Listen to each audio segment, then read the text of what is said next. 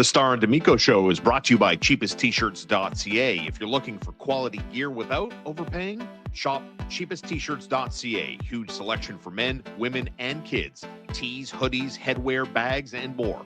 Proud Montreal business. Order today, ship today, delivery tomorrow. That's cheapesttshirts.ca. Local, fast, and affordable. Brought to you by instacustoms.com. Do you need custom gear from a local Montreal business? Instacustoms.com has you covered. Custom shirts, hoodies, hats, and more made your way. Fast turnaround, great quality, and proudly Montreal-based. Check out instacustoms.com. Brought to you by Cabletel. For trusted alarm systems in Quebec and Eastern Ontario, choose Cabletel. Over 20 years of expert installation and top-tier protection for homes and businesses. Check out Cabletel.com. Email them info@Cabletel.com. It's Cabletel. Peace of mind you can count on. Brought to you by Morella's Steakhouse. Looking for an unforgettable night out? Morella's Steakhouse on Highway 132. It's just 15 minutes from Montreal, serving up premium cuts and bold flavors, and no tax on your bill. Book your table tonight at morellassteakhouse.ca. Taste excellence tonight. Brought to you by Little Bear. Give your pet the best with Little Bear Pet Supply. It's a proudly family-owned business here in Montreal for over 30 years. Chuck, Evie, and their all-star staff have you taken care of with all the top brands at the best prices, and they really care for your pets. Shop online at littlebearonline.com or visit them on St. Catherine across from Westmount Square. It's Little Bear Pet Supply. Brought to you by McLean's Pub. Head over to McLean's Pub, 1210 Peel Street in the heart of downtown Montreal. Great food, cold drinks, and big games on all the screens. McLean's Pub, good times and great company. Here we are in the aftermath of the men's Olympic hockey tournament for Team Canada anyway, now officially in the books, and what a game, what a performance it was. What goalie controversy.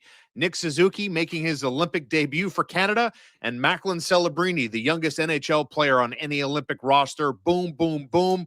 Merci, salut, la visite. I wish I knew how to say that in Czech, but alas, I don't. Maybe my multilingual partner, Marco D'Amico, knows how to say that in Czech. And Canada wins 5-0. Marco, good to see you, brother. What a game that was, and what a performance. Yeah, I'm just going to say Dobry noc, which means Dobry good night noc in Czech.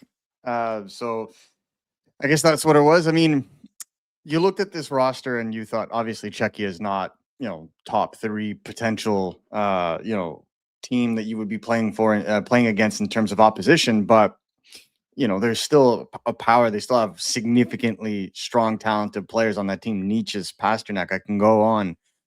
So it was a really good tune-up game for the Canadians and being able to measure themselves up. And I really enjoyed, the way that Canada played in the neutral zone. I think that really kind of helped them, because Czechia, outside of maybe 2, maybe 3 opportunities, were really dangerous chances. The rest felt like it was more periphery, pushed to the outside. I think Team Canada did a really good job in their pace today.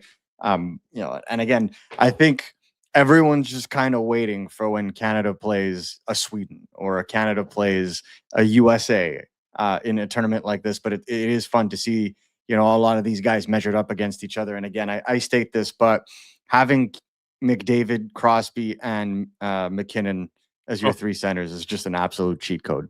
And Cale Makar working it from the back end, strong performances across the board.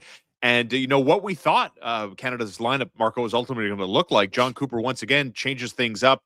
Celebrini next to McDavid and Tom Wilson. Nick Suzuki with Hagel and Nathan McKinnon. Mitch Marner, Sidney Crosby, and Mark Stone. And then the last forward group of Marchand with Horvat and Sam Reinhart. And I think it's fair to say very early on, some chemistry was established from the hop. Suzuki and Marner like playing together, but what was your impression early on of Wilson complementing the McDavid Celebrini line and how they looked after 60 minutes? Yeah. I mean, I thought the Celebrini McDavid combo was fantastic. I do. And I think that when you look at, I think the combination of that line, Tom Wilson, I felt was fine. But if you look at Celebrini's first goal, that goal happened because Tom Wilson had trouble following that play, missed the puck in the slot, and then puck ends up going to Cale Makar. Makar takes the shot. Celebrini tips it in. And again, I'll say this at the beginning because we're going to talk about Suzuki with McKinnon as well. It's the first game these players have never played together. Like McDavid has never played with Celebrini, has never played with Tom Wilson at this kind of a stage. So everyone's just trying to get to know each other a little bit. Not like, Crosby with Stone and Marner. They've played together before, so they know how it works. When you look at, Suzuki was the same thing. I like duos though, and I think that's where the McDavid Celebrini duo is money. Like, I just feel like that's going to be all kinds of fun throughout the entirety of this tournament. You may see some flip-flopping along the wings as to who's going to complete that line, but I thought in terms of skill, they meshed well together. Ironically, I thought the player that set up, McDavid the best in this game was Nick Suzuki, and they didn't even play together at 5-on-5. Yeah, exactly. And obviously Suzuki gets the fifth and final goal for Canada. Celebrini, to Marco's point, gets it started. What a nice backhander from Marner to Stone to make it 2-0. Bo Horvat with a beauty of a goal goes 5-hole on Dostal. Nathan MacKinnon on the power play, and the romp and the party is on. Very important, obviously, with goal differential being kind of important. That Jordan Binnington pitches the shutout.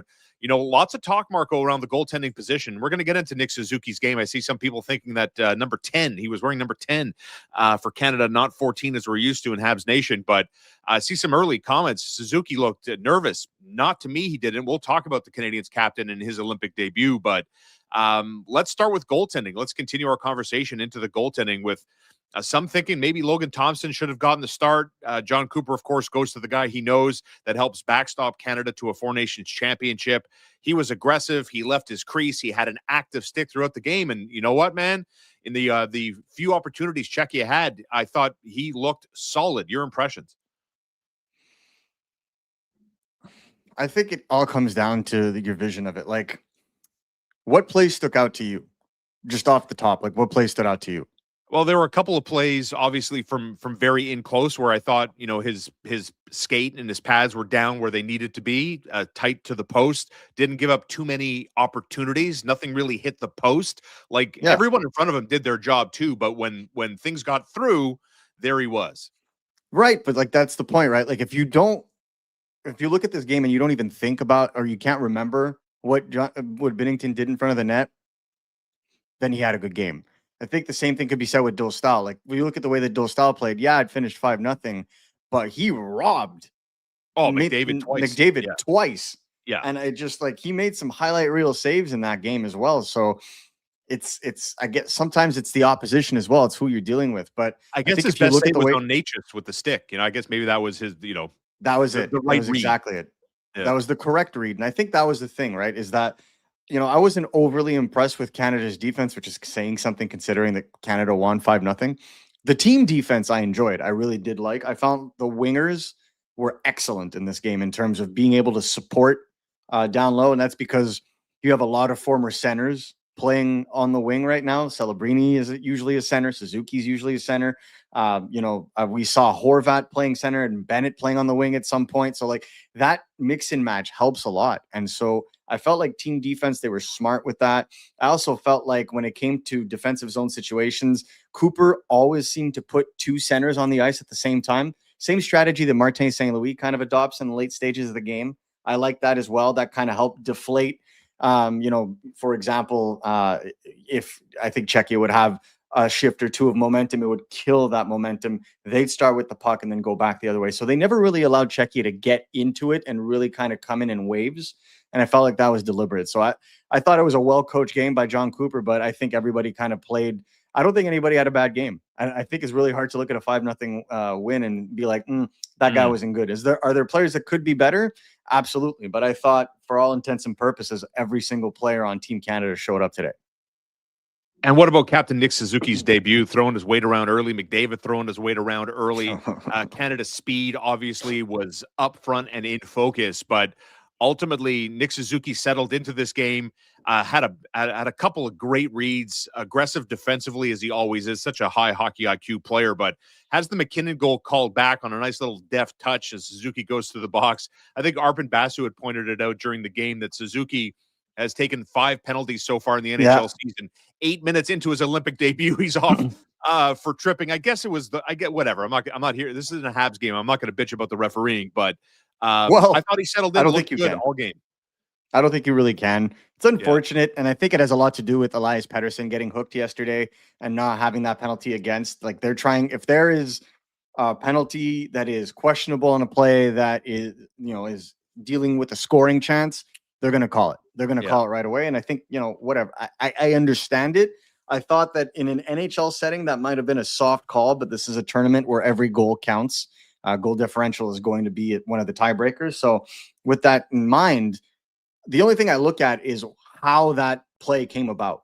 And that came about by a really slick forecheck again by Nick Suzuki. And I know that this was kind of misinterpreted as I put it out. I didn't necessarily think that Nick Suzuki wowed in this game, but I thought what Nick Suzuki did was the details were so excellent. There was instances in, I would say, the mid to end of the second period and beginning of the third period where a lot of his passes were in finding his teammates. He was trying to stay as far to the wing as possible so that it can play that cycle game, but that's not necessarily how Nate McKinnon plays. He wants his wingers closer to the slot so he can make quick plays with them. There was an adjustment throughout the game. Where Nick Suzuki, I thought, was excellent was forechecking. Defensively, his forechecking was second to none. He really played like a center on the wing in that regard. And you look at, the 2-on-1 that he sent Hagel and McDavid on, that was actually rectifying a pass in the offensive zone that went out of the zone, that he went back, got the puck back, caused the turnover, and sent one of the most dangerous hockey players in the world on a 2-on-1, and then did it again 2 shifts later with McDavid, sending him on a 1-on-1 that just grazed the outside of the net. So to me, it's the intelligence of his game. It's how he's able to utilize what he has. A lot of people were looking at his skating, for example, and saying, oh, well, he's not the prettiest skater. Well, if you look at his NHL edge statistics, and if you look at the stats from today's game, Suzuki's a burst player. He's not going to be McDavid that's going to go, or Nathan McKinnon that's going to go around in circles. You don't want him to do that when you're playing on a line with him. He's the more methodical, positioned, and when the speed needs to be there, and we saw it, he'll utilize it on the spot. But he's very much, and this has been since junior, he's very much calm, collected, will analyze, will feel out the game, and then attack it. And I think that's exactly what he did in the third period, en route to, arguably an accidental goal. But I thought, go to the net and see what happens. And that's exactly what he did. If you like what you're watching, what you're listening to, please hit that like button, hit that subscribe button. Let's continue to grow the Starr and D'Amico community, as we have been getting close to 13,500 subscribers. Always nice to see the chat community live and the loyal audience that I think we continue to build here. So, let's just keep growing this audience, and thanks to you guys for making that all happen. Was there a player to you that stood out in the game? I don't know, unsung hero, if you want to go there, someone that maybe under the radar. Connor McDavid has 3 points. We went through the goal scorers. Macklin Celebrini with an active stick, small guy going to the front of the net. Nice to see, by the way, Nick Suzuki multiple times in that hockey game in front of the net. That was the scouting report. Lucas Dostal, a fine goaltender, and his international record. I mean, he hadn't given up 3 goals in a game of this magnitude in this type of situation until Canada put 5 by him yesterday. But what about that? Any individual player on the Team Canada side that stood out to you in obviously a positive way?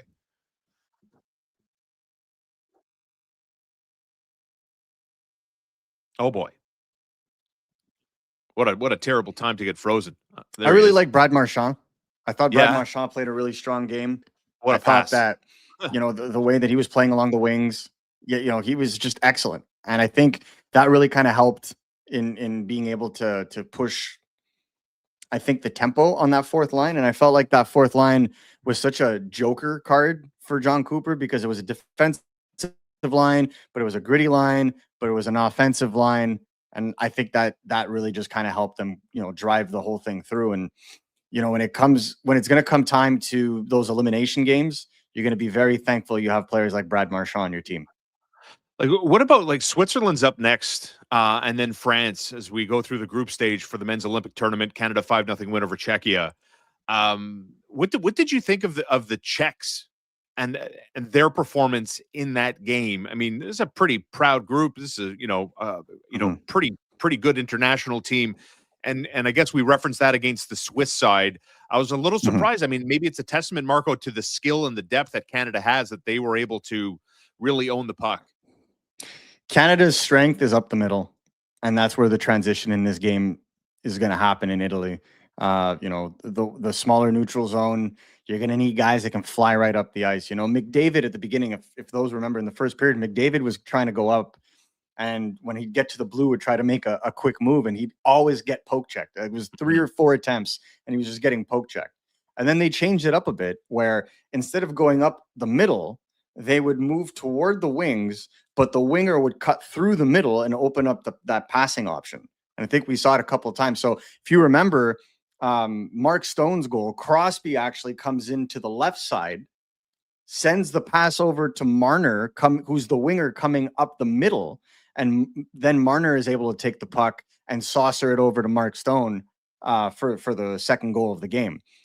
That to me is where I think they were able to modify a little bit, because when it comes to Czechia, if you can beat them up the middle, their center line is not what it used to be in the past, right? Krejci is retired, Plekanec is retired. A lot of the top end centers are not there, and Yuri Kulich is injured as well. He's a good young player that they could have used. So to me, that's exactly where Canada could beat them, is down the middle, and especially with the speed that they have on their wings. That to me, that is the element that's going to really kind of help them, because the physicality everybody knows is there, but it's how good you are in transition that's going to help you win this tournament, because of how small the neutral zone is. It's just back, forth, back, forth, back, forth. And I think, you have a McKinnon, you have a Crosby, you have McDavid, Hagel, Marchand. You just have guys that are known for being strong in the zone entry. And the list keeps going on. I mean, like Bo Horvat is excellent in that regard. His goal was beautiful. So again, guys that are able to enter with speed, enter with pace. You talked earlier about John Cooper and the coaching. Smart decision, right? I mean, they go with basically 7 defensemen. And good thing, too, because they lose Josh Morrissey in that hockey game, who was paired early with Colton Parayko, which takes me to the Canadiens' defensive structure. I thought Parayko had such a strong game. Like I don't get to watch Colton Parayko play very often, right? With so much concentration around the Montreal Canadiens, but his composure, his speed burst, his ability to carry the puck and make separation between him and a forechecker really stood out in terms of how Canada, Marco, played defensively. What about that structure in terms of how they dealt with Czechia and the occasional? I mean, that top line that they had going there with Pasternak, Hertl, and Necas.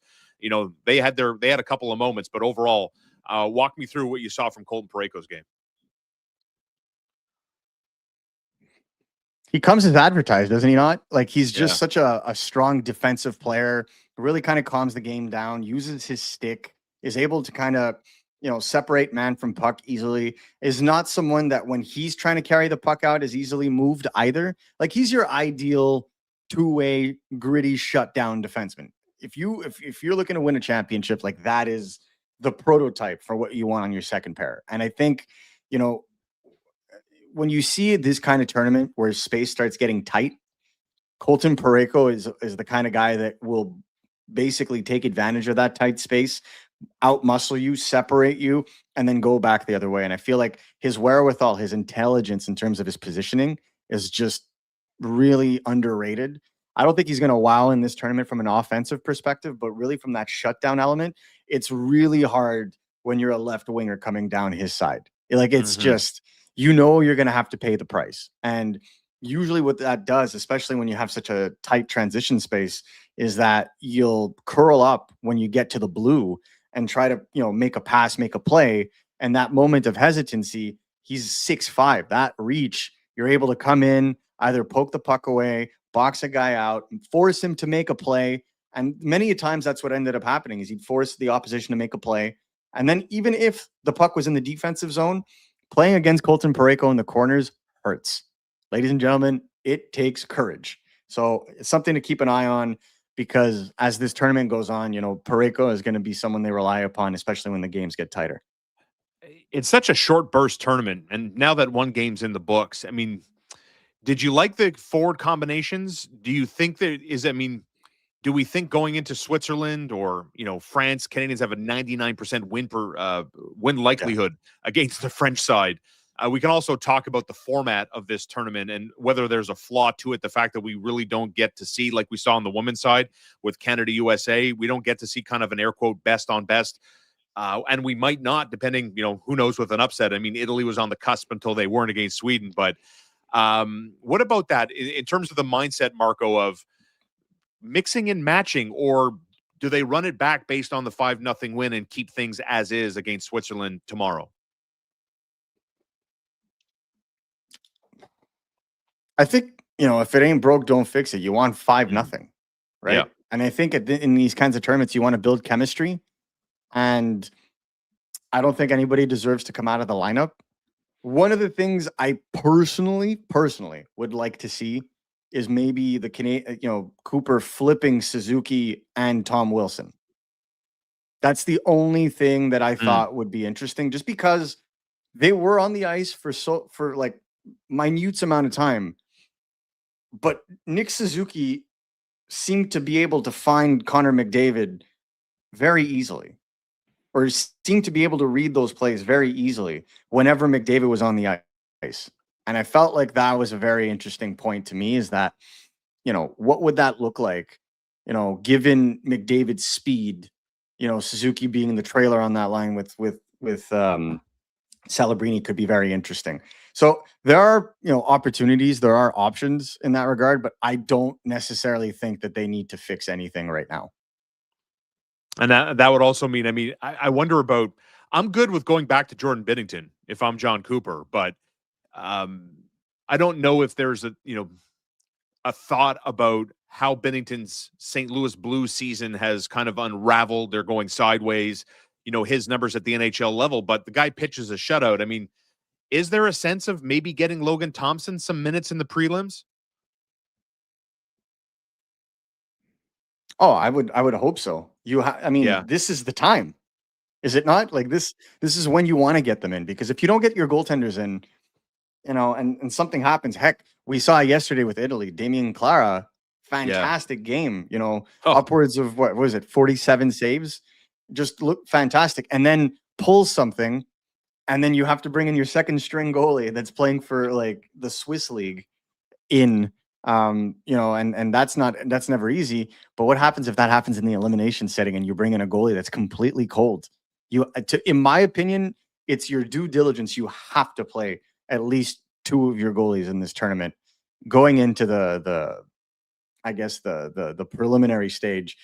And then when you get into the quarterfinals and the semifinals, well, that's a different story. At that point, you go with whoever you have most confidence with, whoever's hotter. It's unfortunate for Canada, and I think this is where the trap may come into play here. But they're not really playing a country that would make them have to think twice about who the best goalie is. Like, I don't feel like they're going to get tested in Binnington or Thompson into a point where you could really determine who the better goalie of the two is. I think it's interesting too. I guess, I suppose I'm inclined to agree. Maybe I'd have a different point of view if Canada won like 1-0 or a 2-1 kind of hockey game. We go back to the goal differential and the tiebreaker and how important that is. Maybe you have a different perspective going into Friday's game against the Swiss. And then again, they play France and Alexandre Texier, their lone NHL representative, on Sunday from Milano as the games continue to roll on. And I don't know about you.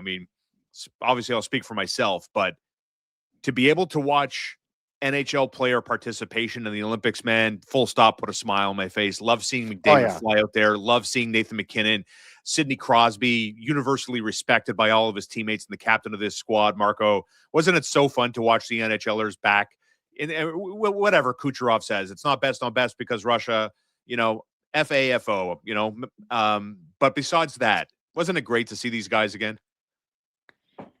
I think the pace of these games is absolutely spectacular.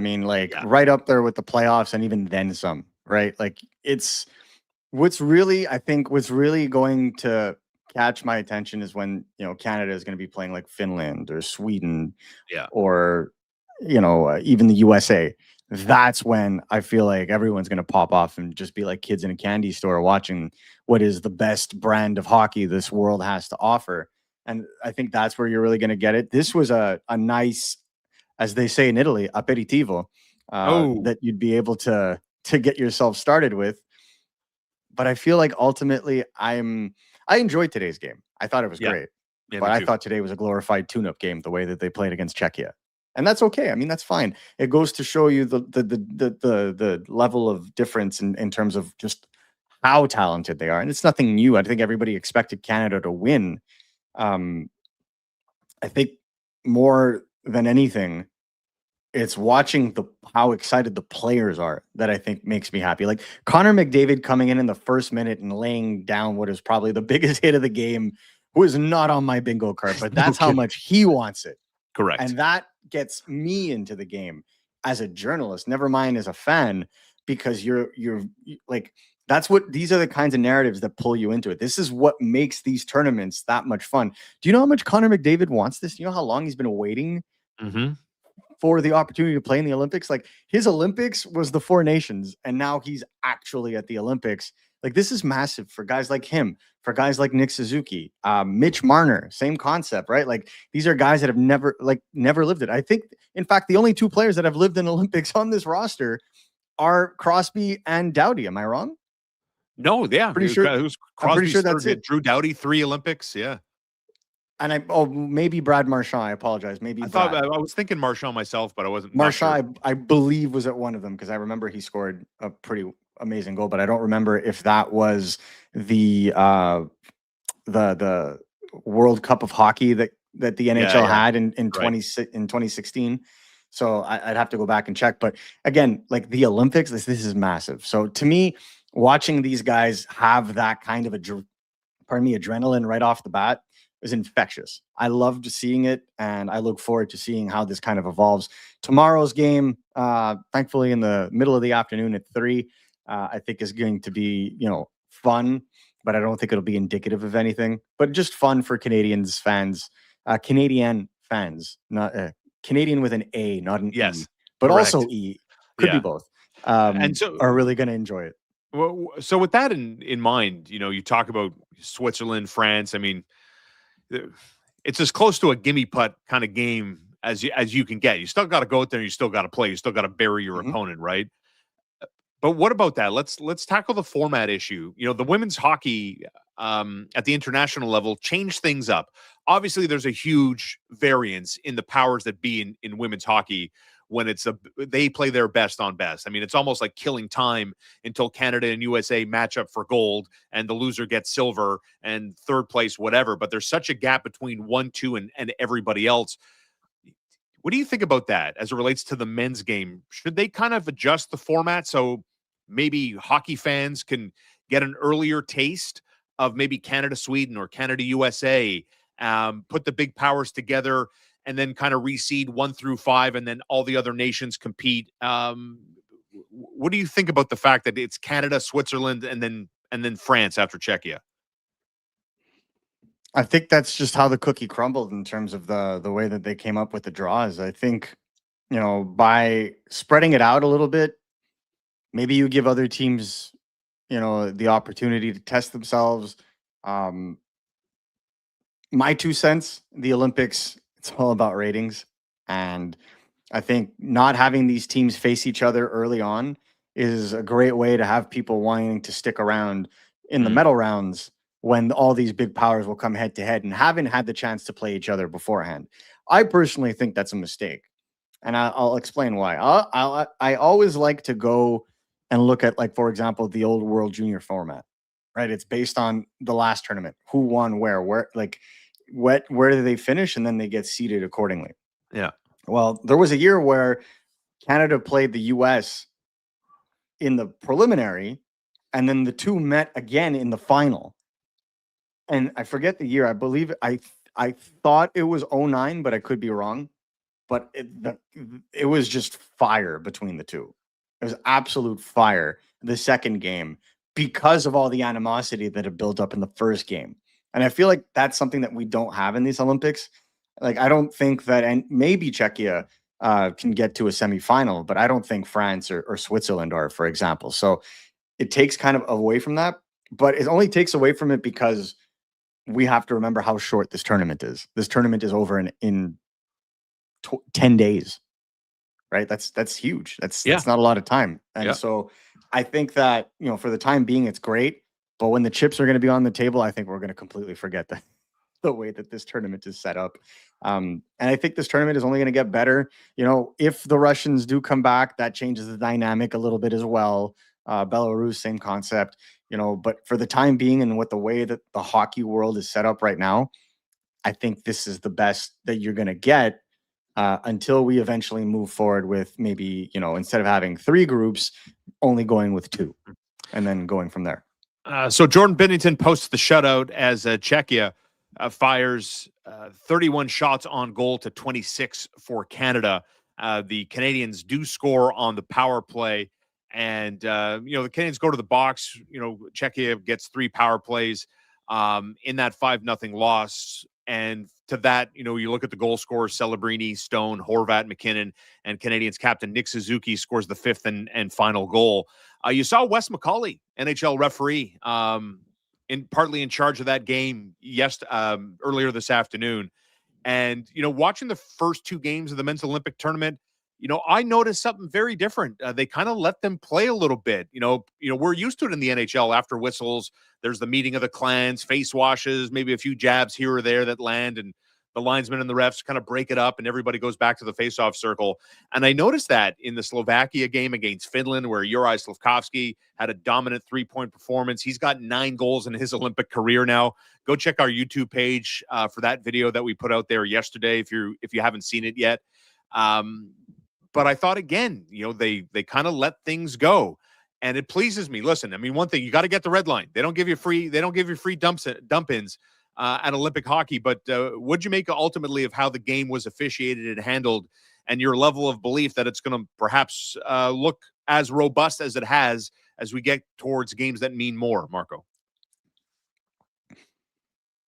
I think once we get into the meat of this, we're all going to be glued to our screens. I personally can't wait. The storylines that are going to come out of this are going to be really fun. And I think the players, especially the big name players that have been waiting this for a while, they're going to come in hot. And part of me, from having spoken to these players and having spoken to how this entire tournament is set up and what it means to them, Shaun, I just feel like this is going to be the next week of hockey might be the best tempo style in terms of outcome, in terms of talent, in terms of systems. It may be the best hockey from a modern day's game that we're going to have seen in a short period of time. I think this will outweigh the playoffs. I enjoy a 7-game series. I think it allows you in the NHL playoffs to really determine who the better team is, because it's not a fluke game. But I think the winner take all elimination setting is just, it hits different, man. It hits different. And it's the opportunity for the upset. It's the opportunity for a player to rise up, like we saw Celebrini today, being the the junior on this team and opening up the scoring, just opening up those storylines. I think that's what everybody's got to look forward to over the next 10 days. And, if it takes time, if it takes them a year or 2 to kind of change the model a little bit, and we come back in Utah in 2030, and it's 4 divisions, or it's 2 divisions, or it's 3 divisions, ultimately, I think when you look at Canada, it'll simply just be, where is the gold medal game and who's in it? As long as we don't go to overtime, right? I mean, what are we looking at? Cares? Go to overtime. 3-on-3. Continuous OT, 3-on-3. Oh my God. Nathan McKinnon's nightmare. Yeah. I remember when I asked Nathan McKinnon last year at the 4 Nations, right? Because it was 10 minutes of 3-on-3, if you remember correctly. And the Canada, in their opening game against Sweden, it went to overtime, and I believe Mitch Marner scored the winning goal, but like at the 7th minute of OT. And I remember asking Nathan McKinnon, like, would you want 10 minutes of 3-on-3? Yeah. And his polite answer was no. His actual answer had an F-bomb in it. So McKinnon was basically saying how gassed he was. He no-looked Connor McDavid on a 2-on-1. That's how tired he was in overtime. So I think 20 minutes of 3-on-3 could lead to absolute insane scenes in Milan. And I almost want it to happen just for that. I don't know if my heart could take it. I mean, watching, someone give the puck odd man rush after odd man rush after odd man rush and sitting, I mean, from an excitement level, listen, I mean, it's going to be hard to beat that, but oh my gosh, get your heart medication, because if that scenario plays itself out, and then listen, if it doesn't, we go to shootouts. It's a Jonathan Toews style, right? I mean, it's again and again and again and again. You talk about Only after the speed. first 5 shots. That's right. Yes. You talk about speed earlier on. I mean, obviously we haven't seen, the Americans are going to play the Latvians coming up here, but seeing Sweden, kind of handle their business eventually, a little bit of a sweat against the Italians. But what about that? Who do you think today provides the answer to Canada's speed once they should meet up at this tournament?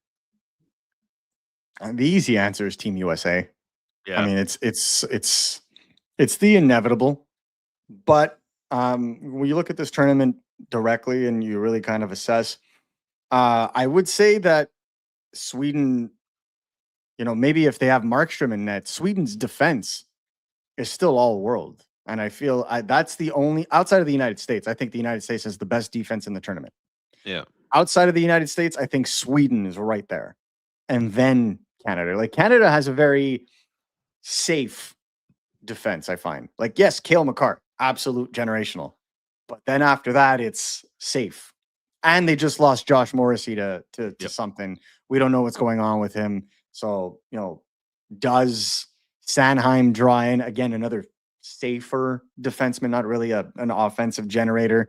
So, it complicates that. But when you look at Sweden, Hedman, Carlson, Forsling, Anderson, Dahlin, like, it's just, the list is long. These are all like top pair defensemen. So it's very difficult to look at that and not say that defensive system may be difficult for Canada to penetrate. Obviously, you work around it. You learn the systems. You maybe you stretch them out a little bit when it comes to like going across the wings and then, converging onto the center. There are many ways around it, but, I felt like Sweden gave Italy absolutely nothing. I felt like it was mostly just Gustafsson giving Italy a couple of gifts, for, in that play. And I'm very interested to see them against higher competition, like against the US, against Canada, because as long as the goaltending can hold, they're a rock defensively. And the last time, teams underestimated Sweden, I believe they won the Olympics in 2006. It's the last time they were played in Italy. So it's just something to keep an eye on, because I feel like maybe at forward, it's going to be a little bit of an adventure, but defensively, that's a team to watch. So US, Sweden are my two teams that I'd be very comfortable with Canada playing against, but it'll be a trench war. Let me ask you something as it relates to Team USA. If I gave you 10 of my own dollars, $10 doesn't come out of your pocket, it comes out of mine, and I put it in the palm of your hand. And I say, Marco, who do you think is going to be more responsible for helping Team USA do well at this tournament, win gold? And who would you trust more, Auston Matthews or Connor Hellebuck?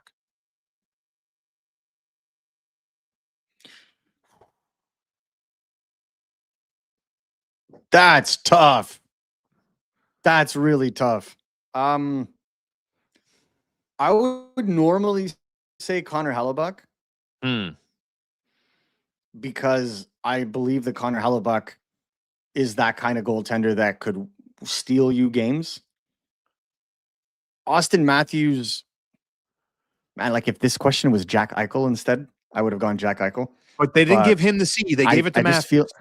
Yeah. Well, that's just it is what it is. But I definitely have to go. I would go with Hellebuck. I just, the recency bias. Obviously, the season's not going well for Winnipeg. Didn't have great playoffs the last 2 years. Nope.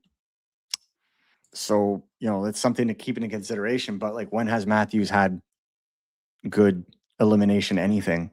And I think part of me looks at that as well and goes, I would probably have to say not Binnington, sorry. I would probably have to say Hellebuck. To me, I think Hellebuck, even in the Four Nations, I thought Hellebuck was excellent. Yeah. It's just that one OT goal. That's just that one goal. And I don't even blame him on that. McDavid should have never been in that position to begin with to be able to take that shot. And it was due to lost coverage that we know of today. But I still feel like he could be a difference maker in this tournament. Here's Surf X putting it up. Austin Matthews has had so many opportunities to close out, and Four Nations had failed. I mean, not to spend all this time on the American international side at the men's tournament, right? But there's a lot riding on this. Like, I've seen a lot of people talk about reputation. We talk about the captaincy. He's wearing the C on his nation's sweater to start this tournament against Latvia today. And I wonder about like a strong performance from Austin Matthews, how much that could change some guy's reputation. John Harbaugh season. Are you guys nervous about the Americans? Let me tell you. You should be. Are you? I'm not. I'm not. You should be. You absolutely should be. Listen, I mean, you watch this, you look at this roster on paper. I mean, nobody's touching Canada up front. Like, it's not close. And yet, you make an argument for the defensive side of the American ledger. They got Canada beating goaltending. There's the gimme putt. You got that one. I'm not even going to argue that one. But you're telling me I'm going to throw McDavid, McKinnon, Crosby, Cale Makar at you all day, man? I like my chances. Doesn't make me nervous. I still think they have the better defense. Like, if you put the defenseman that they have on their roster against the Canadian defenseman, like, I'll give you an example. If one of their defensemen goes down, Jackson Lacombe is the extra right now for Team USA. I would take Jackson Lacombe on my team 7 days out of 7 and twice on Sundays with respect over Travis Sanheim. Yeah. You talk about that depth. Their second pair, like their first pair is going to be McAvoy and Quinn Hughes. Yeah. Their second pair is what, Zach Werenski and you name it. I think it's like either Jake Sanderson or Jacob Slater. I think I saw Sanderson on the third pair, brother. I mean, that's how deep they are, man. That's what I'm saying. So their defense all day, every day, right? Like, it's not even their eighth defenseman, which you could argue is probably Lane Hudson at this point. Their ninth defenseman is probably Lane Hudson at this point. I would take over Travis Sanheim in Canada. So I do believe the Team USA has the better defense. They have the more established goaltending because, if Binnington plays the way he does at the Four Nations and internationally, he's a completely different goaltender. But I think, as you pointed out, Canada definitely beats them down the middle and beats them at forward in general. Where I think Team USA can be sneaky is, the additions that they made. Clayton Keller, really dangerous player in these kinds of situations. Tage Thompson. Yes, I was going to ask you. Tage Thompson, very dangerous player right now for Buffalo, as we've seen Montreal play them time and time again. Someone to watch out for. And then the Tkachuk brothers are the Tkachuk brothers. They're healthy. They're ready to go. It is what it is. Gensel is just dangerous in these tournaments all the time. So there are so many of these players, Kyle Connor, there are so many of these players that you have to watch out for that are just dangerous players. And I just feel like if Canada is going to beat them, they're going to have to use the same blueprint they used against Czechia. They're going to have to beat them in transition, and they're going to have to out-bully them, because that seems to be the identity that Bill Guerin wants to beat, is the physical, imposing element. Well, if Canada can beat them at their own game, that's exactly where they're going to be able to take advantage. Well, that line, there's a line that makes me nervous. The Tage Thompson, Dylan Larkin, Kyle Connor trio that you might see. I mean, there's muscle, there's speed, there's execution, there's finishing all over that line, no matter where you look at it. But here we are reacting live. Please like and subscribe as we continue to grow this community. Thank you so much for being a part of this. As Canada moves on after a 5-0 win, a goal again. Just a reminder: goal differentials, pretty important. Captain Nick Suzuki scores the goal. Solid game in his Olympic debut, and of course, Connor McDavid does what he does. Puts up 3 points. The speed burst, the determination, and again, all over the ice. I mean, we knew this going in. There had been so much talk in the lead up to close practice, how Canada was going to prepare, taking very much a business-like approach to this, leaving the village, checking into their hotel, and here they are walking off with a 5-0 win. Thanks so much for being with us. It's been a lot of fun. We'll be here again to react to Canada throughout their Olympic tournament on the path to the top step at the podium with gold draped around their neck. At least I hope so. All right, Marco, thanks, brother. Have a good day, everybody. Enjoy the Olympics.